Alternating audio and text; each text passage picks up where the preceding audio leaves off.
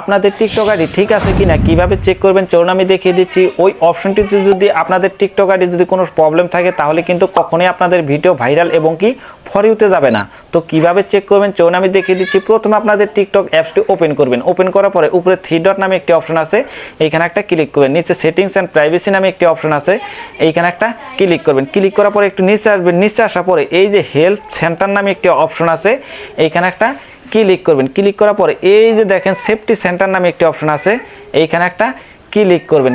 Click করার পরে এই যে অ্যাকাউন্ট স্ট্যাটাস নামে একটি অপশন আছে, এইখানে একটা ক্লিক। এখানে দেখেন you are is in good starting, এই লেখাটি যদি আপনাদের টিকটক আইডিতে থাকে তাহলে বুঝে নেবেন আপনাদের টিকটক আইডিতে কোনো রকমের কোনো সমস্যা নেই।